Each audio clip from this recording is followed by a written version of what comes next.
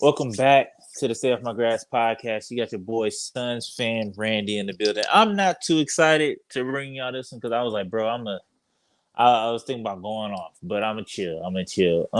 That was some of the worst shit I ever seen. Like that shit, just the whole game itself. It just looked like a 24-hour fitness basketball session, like 48 minutes of just watching niggas just do bullshit at 24-hour fitness. That's really what it looked like. And if I was being completely honest with you, if I was a Blazer fan right now, I'd be so mad. I'd be calling for Chauncey Billups to get fired only off the strength of we did everything we possibly could to give y'all that game. Like we did there's nothing that happened that like you know what I'm saying? Like like we literally tried our best to give y'all that game, and y'all didn't take it. Y'all didn't want it. Y'all didn't came back from down 10, took the lead, um, came down from 20, chopped that shit down, and almost took the lead. If Banton would have hit that last little jumper at the end, shit would have got real spooky. So, but I don't know. I don't know. The Blazers, they look like a mess. You got something in Anthony Simons, but outside of that, I don't really see too much. I don't see too much of like Aiton dominating stuff like that. Like it's Jeremy Grant was doing what he could, stuff like that. So out of those two pieces, I guess you can kind of try to build around that to try to figure out what you can do. Maybe keep Tamani.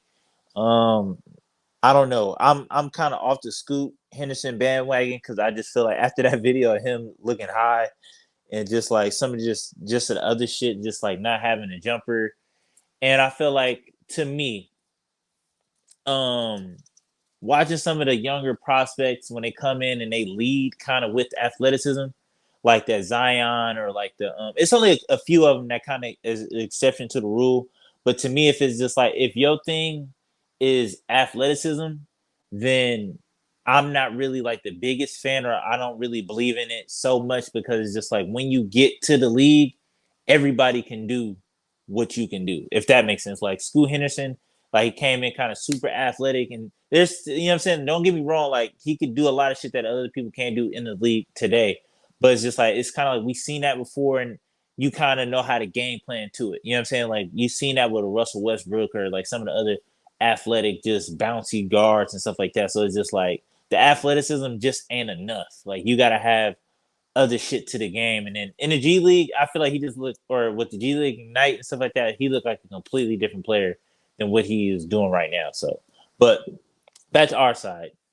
Yeah, it's just this shit looked like a 24-hour fitness run. Like that's just what it looked like. It looked like they had no energy. They was playing down to their competition. This was just like, yeah, it was the bullshit game. I gotta call a spade a spade. Like it was just this shit was hot garbage tonight. But luckily, we got the win, and kind of if you watching it from the Suns feed, like EJ kind of hit it on the nail. Like we're due to lose one of these type games because this is like the third game where like this kind of shit happened where we kind of squeaked out of it. So we're about due to lose one of these type of games. So don't be surprised or don't hit the panic button and shit like that because the last few games we've been barely kind of squeaking out. Like I feel like we had a little bit more heart than the other ones and shit like that, or it looked a little bit more organized at the end. So that's one thing I was hanging my hat on. It looked like we kind of do have that clutch gene or that gene to kind of flip a switch and be like, all right, like it's winning time. But today, like we tried to flip the switch and that shit just broke. You know what I mean? It was broke. It was a lot. I had a lot of questions. I don't know why. I don't know why Bradley Beal was kind of playing today. I'm not trying to hop on, you know what I'm saying, like kick his back in, but I just feel like, yeah, just bro, just take your time. Like take your time. That shit clearly is not right. You know what I'm saying? Like I get it. It's like luckily, I don't know if it's like a pain or if it's like a ligament damage or like you may need surgery or something more serious. But if it's just like a pain tolerance kind of thing, then I feel like you should just chill out. Let Ryan Dunn. Ryan Dunn is doing fine. I get like how I could see how you could see that shit from the sideline, like, yo, like this nigga Ryan Dunn is actually like killing in my spot.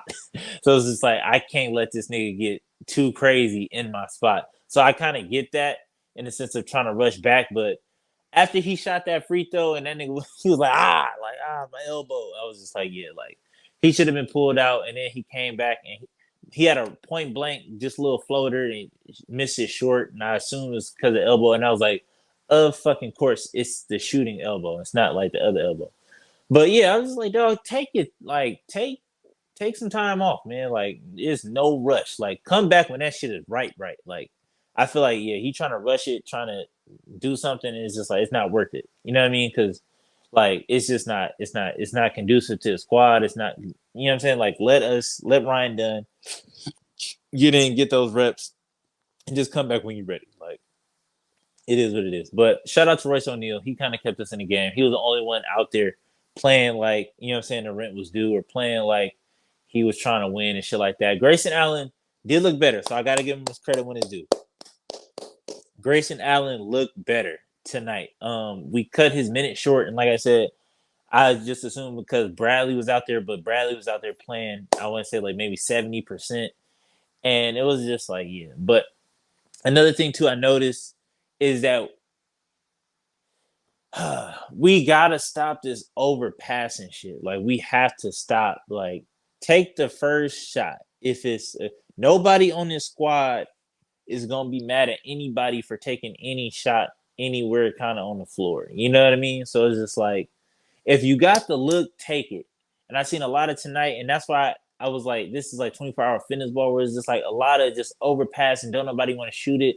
They want to try to squeeze it into tight windows when it's just like you wide open. And it was just like, it was just weird. It was just a weird game to watch. I'm kind of tired. I want kind of Bud to put his foot down. Just like Nurk and Plumlee, please stop bringing the ball up the floor. Please, like, if we take anything from this conversation, from this episode tonight, just Nurk and Plumlee, please stop bringing up the ball. Look for Tyus and get him the ball. Let him run the offense, please. That's like, if anything, if we do, you know what I mean? Like, because I imagine that if we'd have just let Tyus run the offense, like, we would have been straight. Like, we would have been able to rest our starters in the fourth quarter. And I'm still waiting on that game where it's just like, where we actually look good for the whole entire game. Like, we haven't put together a whole entire solid 4 quarters of basketball yet. So it's just, I'm a little concerned about that. But yeah, man, this shit, I don't know. This shit was weird. It's a Saturday night game. So I get it. People probably figuring out what they're gonna do tonight and all this other shit. It was just a weird game. It was just, gotta call it spade a spade. Luckily we won. I forgot who we got next. Do we got the 76ers next? I forgot who we got next, but I think our next one is on Tuesday, so we got a little bit of time off. But all in all, a dub is a dub. Like, it's not really much to take away from tonight, because I just don't think nobody was really like playing for real, for real. Like, KD was missing wide open shit. Book was doing like silly shit all game. Bradley couldn't really catch a rhythm. Only thing that was positive that you kind of take away from this game was, like I said, Royce O'Neal and Grayson Allen was finally using his game to kind of catch his rhythm and like look a little bit better. Even though I would appreciate more like his touch around the rim, because I feel like he kind of got that. So I feel like, yeah, when that shit not falling from three, just take a couple steps in or try to drive and get to that lane, get to that layup. But yeah, man, we just need to work just on this overpassing shit. It's just, that's my biggest issue. Is just the overpassing and Nurk and Plumlee bringing up the ball. Like, those are 2 things we have to stop. Like, we have to stop. But till next time, man, peace.